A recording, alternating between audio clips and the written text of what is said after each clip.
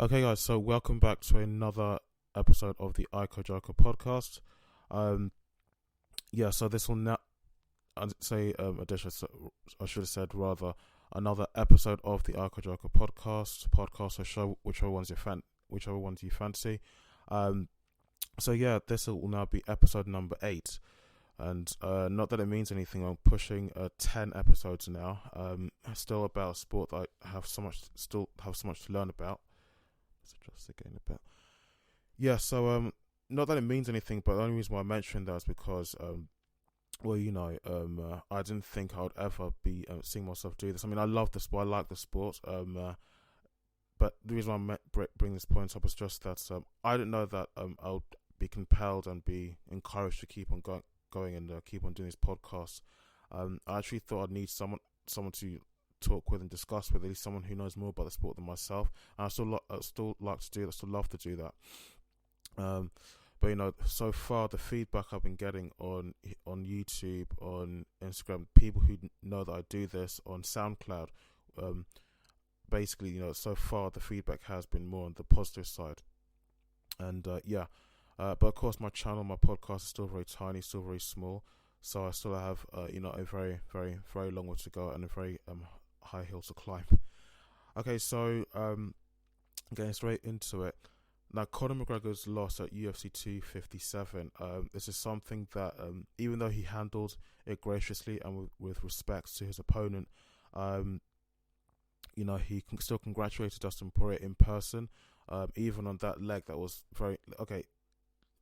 His coach Kavanagh, said that his leg wasn't injured, it was just very sore. But I mean, we looked at those pictures on YouTube of Conor McGregor's leg, the calf of the leg that took those leg kicks from Dustin Poirier, and they were very hard kicks, obviously because of what happened to McGregor's leg. It was very swollen, so it looks very swollen. But I at first was injured. Everybody else across the internet elsewhere, they all thought they all assumed the same thing as well. Excuse me. They all assumed that it was an injury, but no. Coach Kavanagh came out and said that Coach Kavanagh is very close to Conor McGregor. Said no, it wasn't an injury. It's just it's just that his calf was very sore. So I think many people, the reason why a lot of people are coming out and they're saying what they're saying is because I think a lot of them were actually surprised. They were hoping and they were banking on betting before that fight. If you'd ask anybody about the who was going to win, who was going to come on top, I'm sure 99% of people would have said Conor McGregor. But unfortunately, the results proved otherwise, and many people afterwards just eating their words in a joking way. I mean, I listened to quite a few podcasts that said the bets go like this in the hand, just making jokes about the whole situation. He won and we were wrong, basically.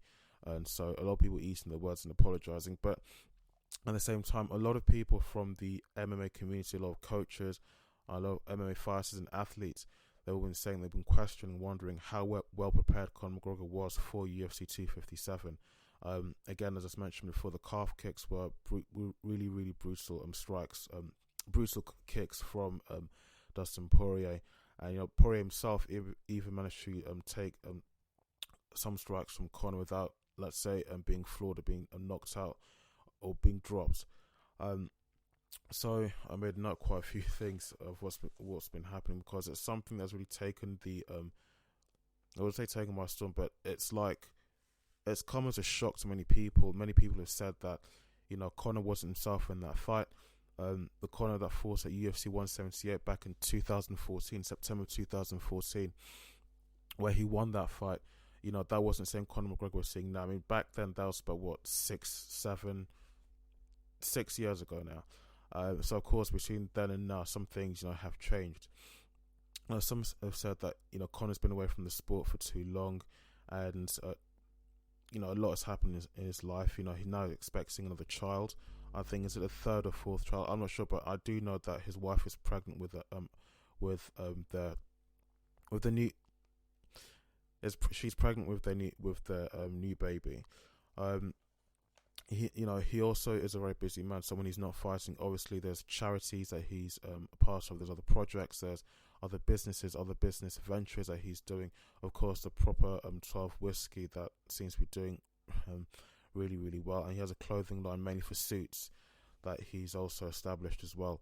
So there's a lot of other things he's doing. So when he's outside of the octagon, if he's not fighting, he's training or going for a run, 45-minute run, or resting. There's lots of other things when he's not fighting. He's still busy with other stuff. So for himself, because he's achieved so much success, despite the fact that you may not like his trash talking or his behavior, but because he's garnered and achieved so much success over the years since he came into the scene back in 2008, he's done he's been doing so many other things. So because of that, his time now is so preoccupied with doing so many other things besides fighting, and because of his loss to Dustin Poirier back at UFC 250, I say back at UFC 257, it was just the other weekend. Because of his loss to Dustin Poirier at UFC 257, I think in the rankings of I hope I'm getting this correctly, the 155 ranking, which is the 155 weight division? No, there's no such thing. But I think what I took down was Conor has dropped out of the top 5 of the UFC 155 ranking, and he's moved down 2 places. Excuse me, hopefully it's all right. Now, Eddie Alvarez is another athlete that weighed in. He said that Conor needs to become much more. He made a long statement on a YouTube interview. I can't remember which which channel it was, but this was quite a long statement that he'd made. He had said, so Conor needs to become hungry like he was before he became a UFC champion. Dustin put a sprint on Conor. It caused panics. It caused Conor to make mistakes. Conor was not able to stay outside and be creative, and Dustin put him away. I think it's difficult to fight with $100 million. It's very simple to fight when you ain't got a pot to piss in or a window to throw it out of. You almost have to fight. It needs to become a part of your character in order to become successful. You need to become a fighter. Conor's done that, and he's showed that he can do that, and he's beat the best guys in the world. When he's hungry and motivated, he's got to sit down, reevaluate some things, and find that guy again that he was. I think he's inside of him, but it's a matter of bringing him out and invoking that ego, evoking that guy again. And even Brendan Sharp from his podcast, the Below the Belt podcast, even he had a few words to say. I mean, this was just one loss, but I'm quite surprised that is really, really either annoyed or kind of surprised quite a lot of people within the mixed martial arts community, within the combat sports community, about what happened, because so many people were, even me myself, although I personally wanted Dustin Poirier to win, but when I woke up on the Sunday morning and looked at just the browse through the internet, Instagram, YouTube and Google, I saw just these posts of Dustin Poirier wins and so on. So basically information pointing in the direction that Dustin Poirier won and Conor McGregor lost. So I was really shocked by that, really, really surprised. And many people, Dustin Poirier said himself, a lot of haters, a lot of naysayers, a lot of bullshitters. He proved them all wrong. And yeah, I agree. He he really, really did. Now, Brendan Shaw even weighed in on the situation, and on his podcast, the Below the Belt podcast, he was talking about McGregor. Basically, in a nutshell, he said that McGregor was wasting too much time trying to prove that he was a really good boxer.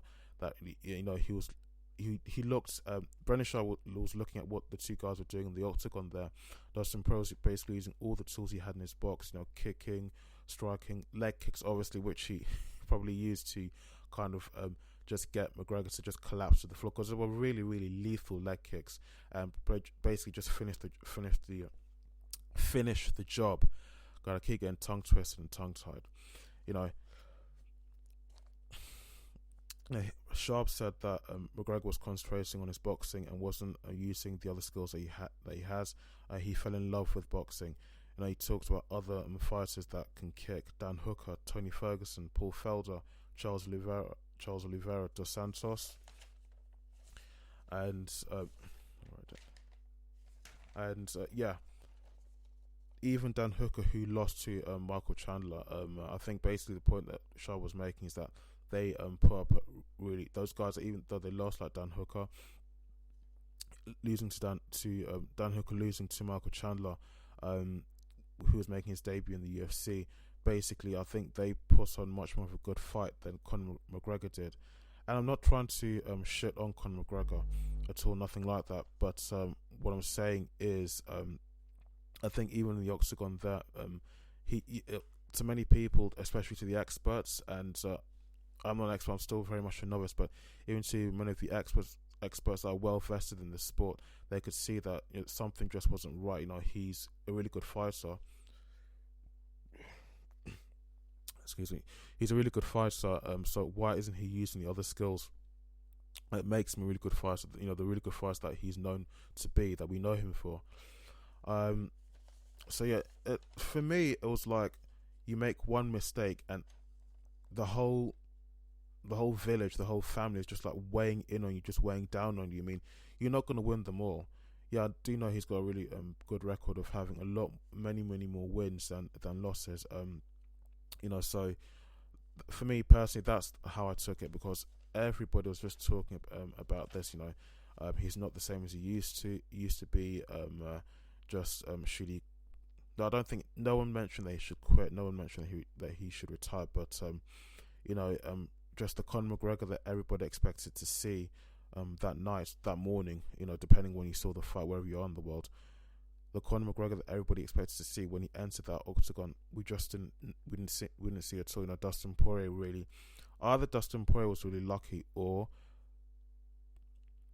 or maybe not lucky. Conor McGregor probably, it just wasn't his night. Things have changed. And I think he probably, even though, this is my opinion, I think I'm going to have to stop saying that I'm a novice, because at some point I'm just going to have to, just make sure that what I'm saying, I can back up with evidence, and just to make sure that I know what I'm saying. But, what was I going to say? What was I going to say? You can even tell, I can even tell personally that he did take this loss to heart, because even after the loss, I think the next few posts I saw on YouTube was that he's already in the gym training, despite how bad his leg was after those leg kicks from Dustin Poirier. He was already in the gym preparing for the next fight, and he's already been harassing the UFC. I'll say harass because I think that's the language they used in the headlines there, in the news there. That even after the fight between himself and Dustin Poirier, his loss, he was already preparing for the next fight. He was harassing the UFC for a rematch between himself and Dustin Poirier. And as far as I can tell from the last I heard of that, Dustin Poirier had agreed to the fight.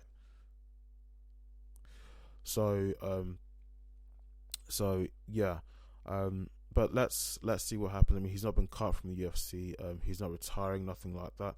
We hear he's preparing for the next fight, for the next match with Dustin Poirier, who's agreed to the fight. I think it's the word that was used before was it's going to be like a trilogy, Dustin Poirier, Conor McGregor trilogy fight. So let's see what happens. I'm not stressing on Conor McGregor or anything like that, but I'm just going by what's been said by other people.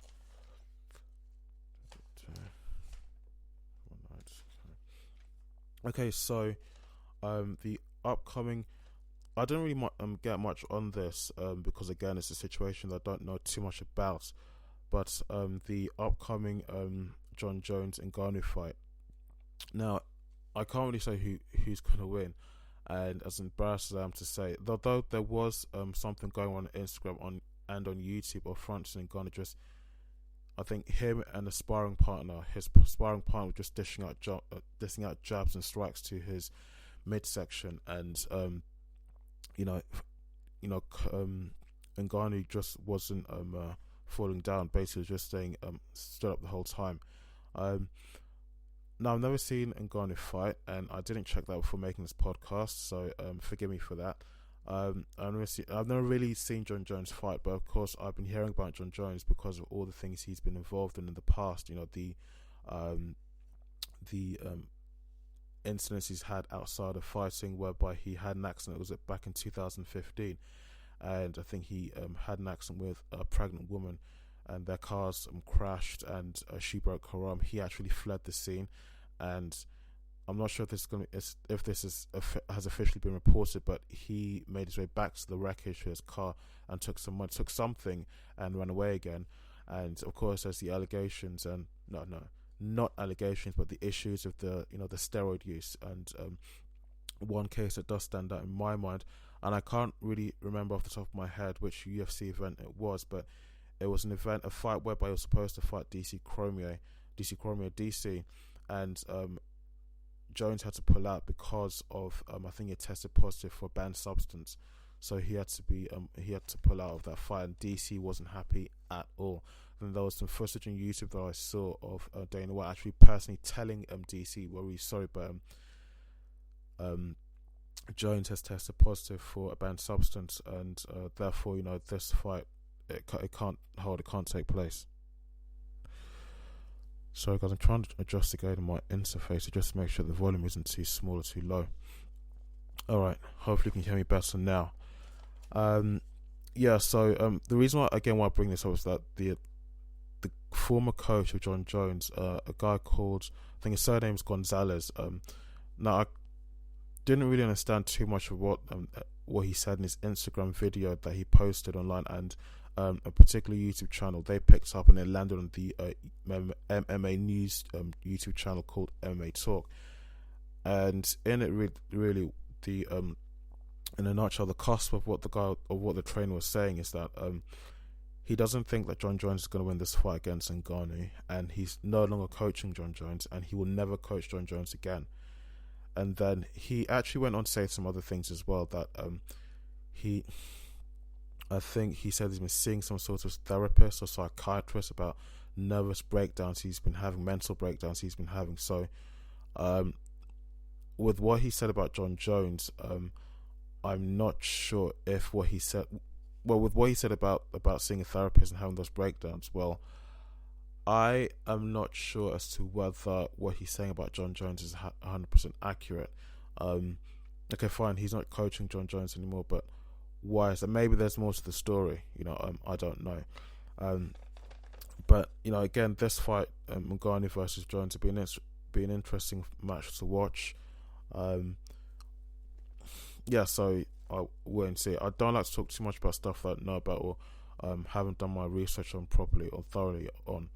So I still have to just check out some more of John Jones' fight and Ngannou's fights as well. But I think it's not really a secret. John Jones has bulked up his weight size upon some more muscle to just meet up in the same weight class as Ngannou. So what else we got? Now the big match coming up at UFC 258: KAMARUUSMAN versus Gilbert Burns. KAMARUUSMAN, the Nigerian Nightmare. Now, to just get a taste of Usman's fighting and Burns' fighting, I went back to watch a match where they fought before. So I went back to take a look at Usman when he fought when he fought Jorge Masvidal. Jorge Jorg. If you looked at it, you'd think it's called George, but I assume it's Jorge Masvidal. Whereby they both fought UFC 251 last year, 2020. So in that fight, I could see that Usman is a really good wrestler. His takedowns are good, his clinches are good, and he seems to be the sort of opponent, the sort of fighter that can absorb strikes and shots from opponents really well without falling over, being floored. And he's also good at checking his opponent's strikes and kicks as well. And that match he beat Jorge Masvidal. Now looking at Gilbert Burns, I looked at a fight he had, the most recent one he had with Tyron Woodley at UFC Vegas in May last year, on May 30th, 2020. Now he, from what other people have been saying, and I looked at the fight first before actually listening to the opinions of other UFC fighters, and they did kind of confirm this, like Gilbert Burns, when it comes to striking and punches, jabs, he's very vicious, and I could see that when he was fighting Tyron Woodley, he basically doesn't hold back at all, just lets his opponent have it. So for me, I could see what they meant by that he's very dangerous on top with his fists. His stand-up is, you don't want to be you don't want to be at the receiving end of his strikes and punches, basically. And in that fight against Tyron Woodley, he did win. And looking at his record, he only has 3 losses out of 22 fights that he's had, and Usman has had just 1 loss out of the 18 fights that he's had, and also he's a current welterweight champion. I think, if my memory serves me correctly, Burns is sitting at number 2 of the of that same weight division. So, what else is there? So yeah, that UFC 258, Usman versus Burns. That'll be a very interesting fight to see. I'd like to see that myself. So back to Dustin Poirier. Now he's recently mentioned, and I think this was particularly mentioned in more detail after the UFC 257 match. He said that in a post-fight conference that he feels like the new lightweight champion, that the UFC should crown him as such, and he believes that Khabib is not going to come out from retirement despite requests from Dana White. Now let me read into that. I mean, Dana White, I think there was all this talk after Khabib beat Justin Gaethje last year in October. I can't remember the name of the UFC event off the top of my head, but he beat him and brought his record to 29-0. But it was said that his father wanted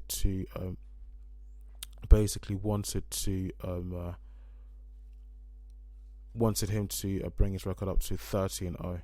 So lost my train of thought now. So there was always this talk about basically him coming out of retirement. I think a week after the fight, he said no. On the same night of that fight, he said that I'm retiring, I'm done. This is I'm out, basically. I'm not gonna try and make that too technical, but he said that he's retiring. But a week later, I see on social media that that there's been talks between him and Dana White that that he may come back into fighting. That's really the gist of the conversation. That's basically the gist of the conversation. So I think Dustin Poirier is confident that the way is clear, for him to claim the champion position for the weight division that he's in after beating Conor McGregor, and that the UFC should do such. So yeah, and back to the Usman versus Burns fight. The fighters that I mentioned that were asked about the fight between the two guys, basically their predictions. It was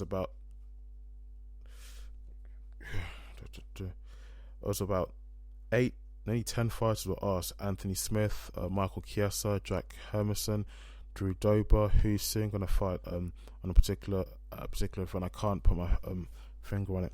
Brian Keller, Jimmy Rivera, Lerone Murphy, Khalid Teja, Tom Aspinall, he's an English fighter. Mark Diakisi, I hope I'm pronouncing that correctly. Modestas Bukauskas. Now, looking at this, there's more Usmans, the name Usman that they said who they believe is going to win this fight. There's more Usmans than there is of Burns. So even many people on the inside, based on what they've seen in the past, they do believe that Usman is going to win this fight.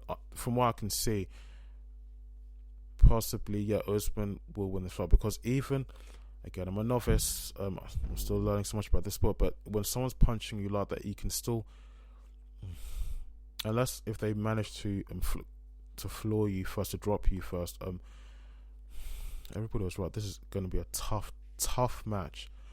It's going to be a tough fight.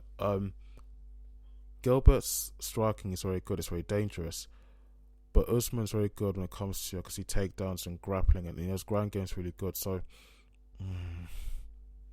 I would go with Usman, basically, because even though your opponent's punching you like that, I think if you're swift enough just to get down and just go for their midsection, you can get a good takedown. And if your jiu-jitsu is good, you can keep them on the ground there and get them to is it a neck crank or so, but you can get them into a position whereby they can submit and you could win the round, or you could win the fight. So yeah, that's my take on it. But again, just like we saw UFC 257 with Poirier and Conor McGregor, everyone could, anything can happen. One of the fighters, Burns could change the whole game. It could just change everything. And people like me will be eating my words. And if I made a bet, I'll be very, very sorry. So anything can happen. So let's just wait and see. The fighter who everyone is saying will actually lose this match. I mean, they may still put up a good fight, but still they're not going to come out as a better fighter. They're not going to come out as the successor.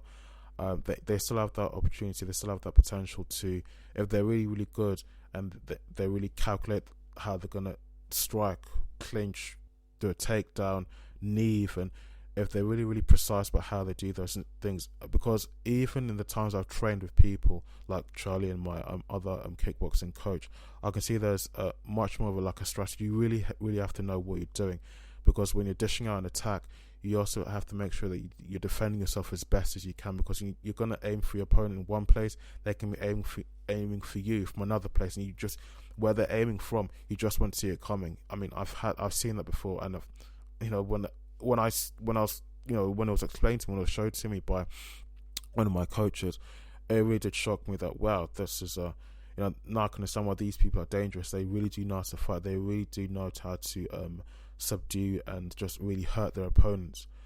So yeah, in this Burns versus Usman's fight, UFC 258, anything can happen. So let's just wait and see. So guys, I'm not going to bore you anymore with my take on things. I could be talking absolute rubbish to some of you people. I could be talking a lot of sense to other guys. Let me know what you think in the comment section below if you're watching this on YouTube. All my podcasts, I've uploaded them to the major platforms. Again, the only drawback is iTunes, and I can see that if you're uploading to Apple Podcasts, iTunes, it looks like you've really exposed your content to the whole world, really, because they look to be, before Spotify, they are the number one directory for podcasts and for music. That one is still in the works. I think it's an issue with the artwork for my podcast. For some reason, Apple just don't like it, and being an iPhone user, I've had the experience of when you want to do a simple thing, there's always so much encryption, so much red tape and bottleneck, and you've just got to get past to do something so simple. So guys, if you enjoyed that, please do leave a like, and don't forget to subscribe. You can follow me on Instagram. My name is Ojiako1. On Twitter, my name is Ojiako, and although many people don't really use it as such anymore, Facebook, my name is Ojiako.